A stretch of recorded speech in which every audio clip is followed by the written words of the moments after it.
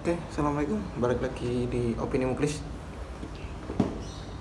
Udah lama nggak konten, sekarang konten lagi.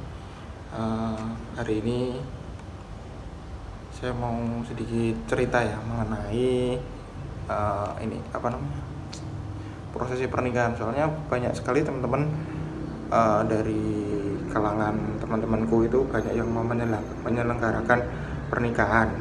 Nah, biasanya ini banyak orang yang berasumsi bahwa lebih baik itu menggunakan metode atau menggunakan adat Jawa dalam prosesi pernikahan. Kayak apa sih prosesi pernikahan adat Jawa itu? Soalnya kalau dibandingin dengan adat-adat lainnya yang ada di Indonesia kayak adat Batak, Sulawesi, Sumatera, itu katanya Sunda. Katanya adat Jawa ini lebih simpel, lebih sederhana. Jadi buat teman-teman yang mau nikah, mohon diperhatikan biar tambah ilmu lah ya. Yang pertama itu yang dilakukan keluarga sebelum menikah itu ibarat apa ya, istilahnya pasang brak atau teratak atau taruh lah. Kalau semisal pernikahannya itu mau dilaksanakan di rumah, pasang dulu itu sebagai simbol bahwa di rumah itu akan ada pesta pernikahan. Biasanya braknya itu dihias pakai janur kuning untuk menandakan dia itu mau mengadakan acara pernikahan, bukan acara yang lainnya seperti orang meninggal atau apa gitu kan. Biasanya kan pakai warna merah kan ya, warna merah atau warna kuning. Setelah itu bikinlah dekorasi. Biasanya dinamakan kembang mayang.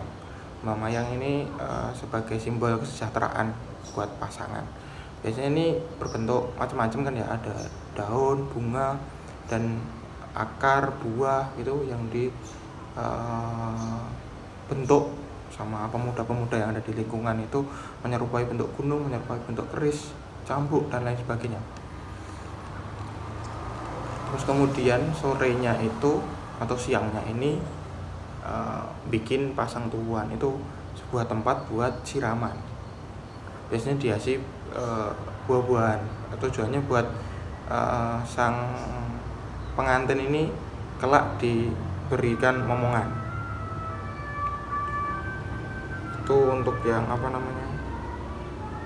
pasang tuan.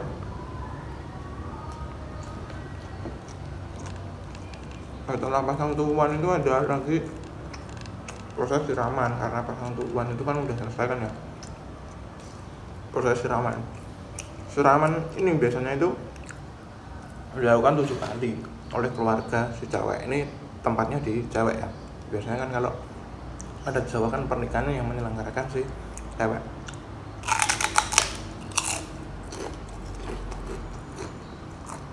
Untuk siraman sendiri nanti biasanya diakhiri itu sama ayahnya, ayah dari si cewek ini, pengantin cewek.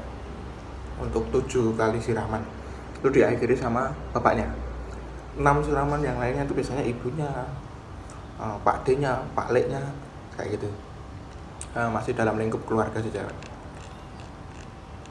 Setelah siraman itu si calon pengantin cewek ini digendong ke kamar pengantin. Biasanya yang gendong bapaknya sih. Kalau misal nggak kuat ya wis lah, mlaku dhewe ora apa-apa.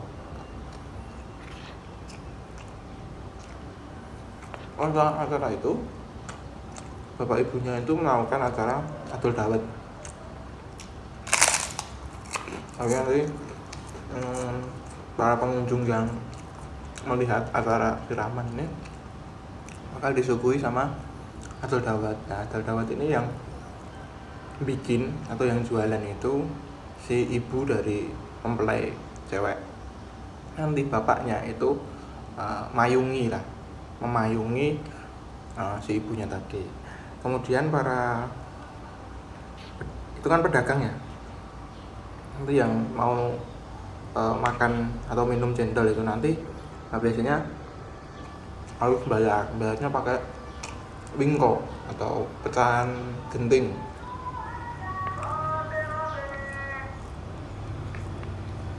Itu melambangkan gotong royong yang harus dilakukan sepasang suami istri baru untuk menyontoh orang tuanya untuk bergotong royong dalam mencari nafkah. Ini itu sih untuk apa adu dawet. Biasanya habis adu dawet ini nanti ada potong tumpeng. Ya resepsi biasa sih, potong tumpeng biasa biasanya dilakukan sama si bapaknya si cewek. Setelah potong tumpeng selesai, ada itu namanya tulangan pungkasan. Tentunya suapan terakhir yang dilakukan oleh kedua orang tuanya kepada pengantin cewek. Ini menunjukkan bahwa ini adalah suapan terakhirku untukmu, tanggung jawabku itu udah berhenti sampai sini. Nanti tanggung jawab selanjutnya itu bakal ada di suamimu. Ya enggak gitu. Kalau ada lagi sebenarnya kalau ada Jawa itu ada tanam rambut dan lepas ayam, tapi biasanya ini udah dihilangkan. Nggak tahu kenapa ya, mungkin kemarin waktu zamannya anaknya presiden mungkin masih ada acara, tapi untuk manusia rakyat biasanya udah nggak ada nih tanam rambut dan lepas ayam, biasanya dihapuskan. Terus kemudian malamnya itu ada istilahnya malam Midodareni, yaitu malam terakhir lajang, apa ya istilahnya ya, pokoknya malam terakhir sebelum pernikahan. Nah biasanya ini kalau calon cewek ini dia nggak boleh ketemu sama si calon suaminya.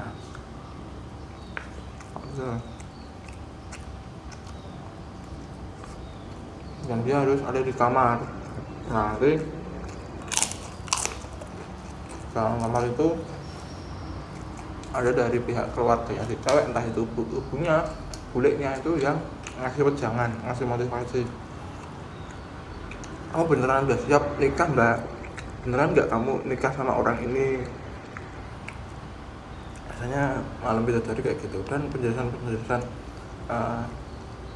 mengenai pernikahan, nanti nikah tuh gini loh, nanti kamu bakal gini ya. Itu di Midodareni. Sama Midodareni biasanya kan ganti hari kan ya, paginya gitu ya. Paginya baru acara resepsi. Biasanya diawali dengan akad nikah. Kalau di agama lain itu mungkin kayak janji suci gitulah ya, akad nikah. Kalau di Islam mungkin nyebutnya itu akad nikah. Nah itu kalau secara Islam itu akad nikah ini yang paling penting dari acara resepsi, karena ini yang menghalalkan seorang cewek untuk jadi suaminya. Di acara pemerintah itu juga udah diakui sama pemerintah juga di akad nikah ini. Setelah akad nikah baru upacara panggih. Upacara panggih ini ya kayak upacara pertemuan antara si pengantin ya, si cewek dan si cowok di singgasananya.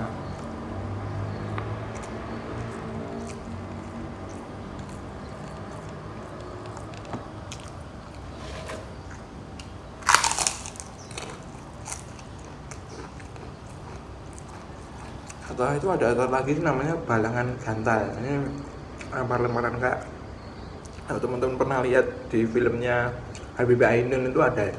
Nanti Habibie sama Ainun itu lempar-lemparan. Biasanya yang dilempar itu yang pasti bukan granat kan ya.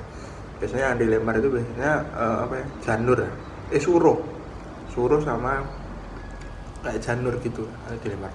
Biasanya ngelemparnya itu kalau cowok itu ke arah dadanya si cewek, itu buat kasih maknanya itu buat kasih sayang. Si cowok bakal menyayangi, mengasihi si cewek. Sedangkan biasanya yang cewek ini melemparnya itu ke arah kaki, ke arah lutut, pokoknya area kaki. Dan biasanya di area lutut sih. Itu menunjukkan bahwa bakti, patuhnya seorang cewek terhadap cowok atau istri terhadap suami. Terus kemudian acara ngidak tangan atau ngidak endok. Nah di acara ngidak endok ini kalau teman-teman pernah dengar atau di filmnya atau kisah hidupnya atau roman atau apanya Raden Ajeng Kartini, dia kan seorang tokoh perempuan yang ingin mensejahterakan kaum perempuan kan ya. Nah, di acara pernikahannya R.A. Kartini ini salah satunya menghilangkan tradisi ini, Nida Endok. Sama R.A. Kartini itu dia nggak mau membersihkan. Soalnya ini kalau versinya R.A. Kartini, Nida Endok ini sebuah penghinaan terhadap perempuan untuk membersihkan kaki seorang suami yang kakinya itu kotor karena menginjak telur. Padahal artinya sendiri itu sebagai kasih sayang sih dari istri terhadap suami gitu. Kayak ada banyak kontroversi Nida Endok ini. Ada yang masih menjalankan, ada yang udah menghilangkan. Tapi kalau pertama kali dihilangkan itu sama R.A. Kartini.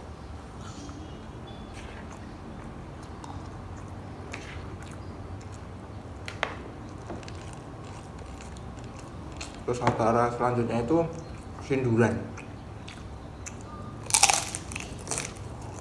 Sinduran ini kayak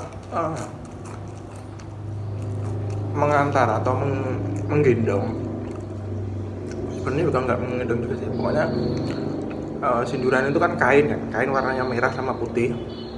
Itu nanti dikalungkan kepada pengantin kedua. Dan nanti ditarik ini sama bapak dari pengantin ceweknya, ditarik. Nah, itu melambangkan untuk orang tua itu menjadi panutan. Kalau semisal ada apa-apa di perjalanan hidup seorang pasangan, nanti bisa ngasih saran atau minta bantuan kepada orang tuanya, gitu sih intinya kayak gitu. Biasanya disebut kain sindur. Ini masih banyak yang menggunakan acara ini. Jadi teman-teman kalau misal pakai adat Jawa pasti ada ritual ini.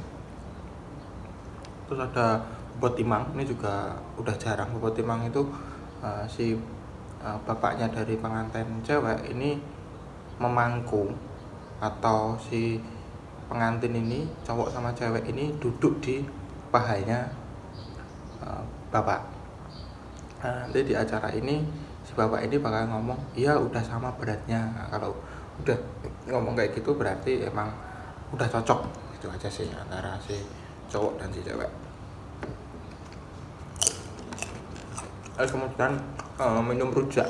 Ini juga udah jarang minum rujak. Minum rujak ini biasanya dari bapak atau ibu pengantin. Itu satu gelas ya, atau satu mangkok gitu. Nanti diminum sama bapak ibu dari pengantin cowok, terus diminum bapak ibu dari pengantin cewek, habis itu diminum sama pengantinnya.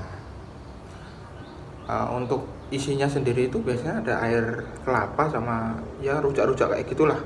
Itu melambangkan sebagai air suci dan dapat membersihkan rohani seluruh anggota keluarganya. Jadi ibaratnya kayak minum satu cawan bersama itu mengakrabkan lah. Kalau kita ini udah menjadi keluarga, baik dari yang keluarga cowok sama keluarga cewek, ibaratnya tuh kita itu udah jadi moro tuwo lah, moro-moro is tuwo. Terus ada lagi kacar kucur. Kacar kucur ini apa ya, kayak apa ya, namanya itu wadah, isinya itu koin kayak gitu lah, biji-bijian gitu, nanti dituangkan ke tangannya si pengantin cewek. Nah, itu sebagai simbol tanggung jawab seorang suami kepada istri untuk menafkahi. Intinya cuma kayak gitu sih kacar kucur.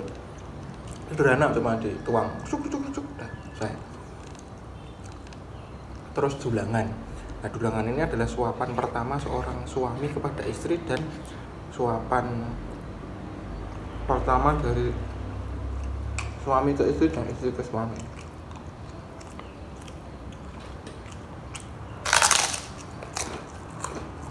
Menunjukkan simbol keharmonisan kasih sayang yang abadi. Terus di acara resepsi itu biasanya diakhiri dengan sungkeman. Nah, biasanya ini pada nangis lah kalau pengantin itu, soalnya gimana ya, mengucapkan rasa syukur atau rasa terima kasih kepada kedua orang tuanya yang telah membesarkan. Dan sekarang tanggung jawabnya ini pindah ke suami. Jadi pasti di acara sungkeman ini banyak sekali pengantin cewek ini yang nangis karena ya gimana ya, rasa terima kasih kepada orang tua kan nggak bisa terlalu banyak lah ya. Jadi untuk mengucapkan terima kasih itu sangat-sangat susah, sangat gimana ya bikin hati tersentuh lah.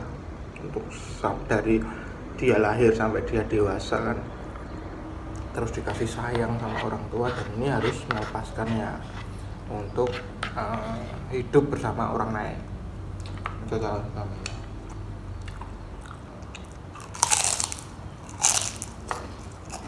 Oke, ini cerita dari saya mengenai ritual pernikahan adat Jawa. Bagi teman-teman yang mau menikah, ini bisa jadi referensi buat kalian. Jadi bagi teman-teman yang belum menikah, bisa jadi referensi buat kalau lihat istilahnya jagong kondangan ke tempat temen itu, tahulah step-stepnya apa aja sih di resepsi pernikahan itu, biar nggak cuma mainan HP gitu. Itu aja dari saya. Terima kasih. Assalamualaikum.